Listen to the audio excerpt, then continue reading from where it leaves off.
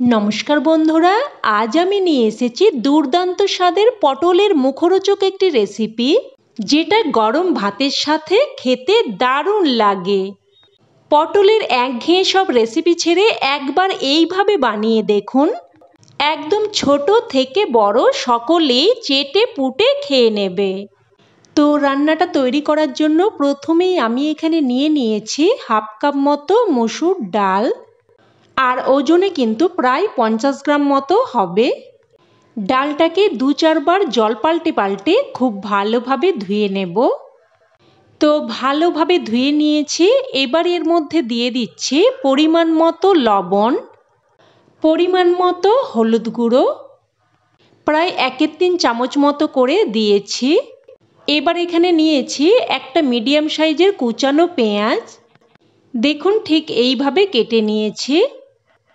দিয়ে দিচ্ছি একটা মিডিয়াম সাইজের কুচানো টমেটো। এবার দিয়ে দিচ্ছি 4-5টার মতো কুচানো কাঁচা লঙ্কা, কিছু কুচানো ধনেপাতা দিয়ে দিচ্ছি, আর সবশেষে দিয়ে দেব 1 চামচ মতো কাঁচা সর্ষের তেল।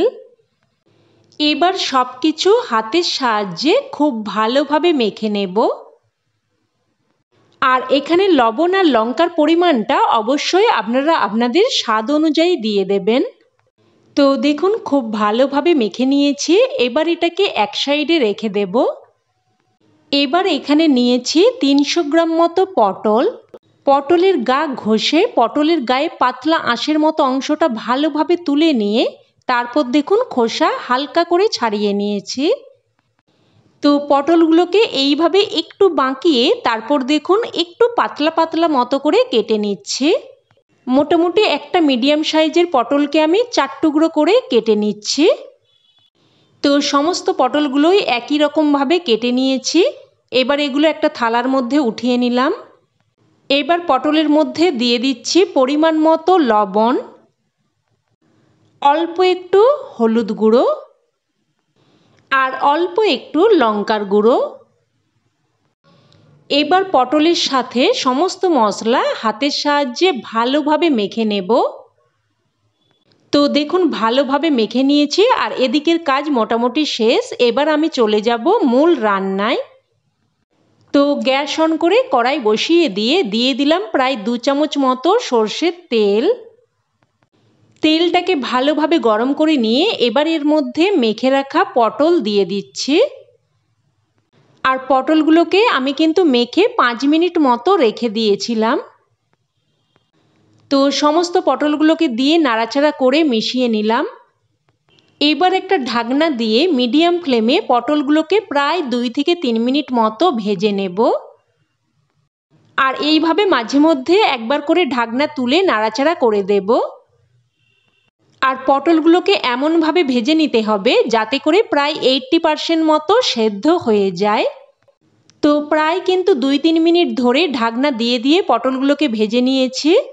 খুব সুন্দরভাবে পটলগুলো ভাজা হয়ে গেছে। এবার পটলগুলো উঠিয়ে নিলাম। এবার ওই তেলের মধ্যেই ফোড়নে দিয়ে দিচ্ছি রসুন।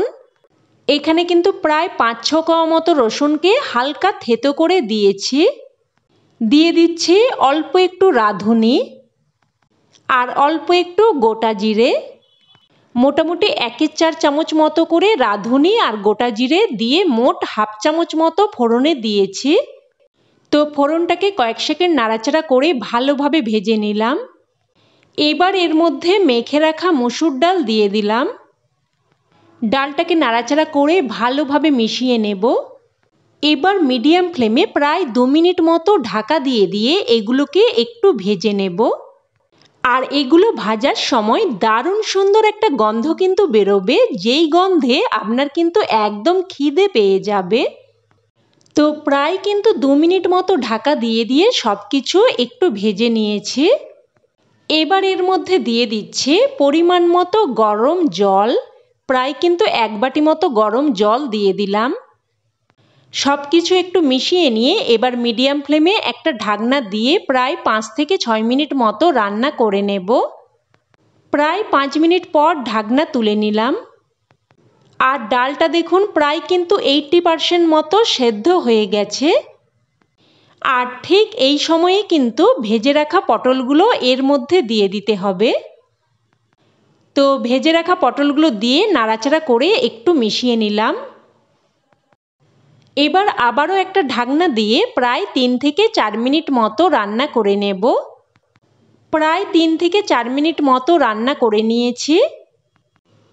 আর দেখুন সবকিছু কিন্তু বেশ মাখো মাখো হয়ে গেছে, আর পটল ডাল সবকিছু ভালোভাবে সেদ্ধ হয়ে গেছে। এবার এর মধ্যে দিয়ে দিলাম কিছু কুচানো ধনেপাতা আর 1 চামচ মতো কাঁচা সর্ষের তেল। তো কুচানো ধনেপাতা আর সর্ষের তেলটা দিয়ে মিশিয়ে নিলেই রান্না কিন্তু একদম তৈরি। দারুণ মুখরোচক একটি রান্না গরম গরম ভাতের সাথে খেতে অসাধারণ লাগে। তবে এটা রুটির সাথেও খেতে কিন্তু খুবই ভালো লাগে। অবশ্যই এইভাবে একবার বানিয়ে দেখুন, তবেই কিন্তু বুঝতে পারবেন যে এটা কতটা টেস্টি হয়। তো বন্ধুরা, রেসিপি কেমন লাগলো অবশ্যই আমাকে কমেন্টে জানাবেন, আর ভালো লেগে থাকলে লাইক শেয়ার করতে যেন ভুলবেন না। আর চ্যানেলের নতুন বন্ধু হয়ে থাকলে চ্যানেলটি অবশ্যই করে সাবস্ক্রাইব করে নেবেন। তো আজ এই অবধি, আবারও অন্য কোনো রেসিপিতে দেখা হবে। ততক্ষণে ভালো থাকবেন, সুস্থ থাকবেন, আর সকলকে ধন্যবাদ।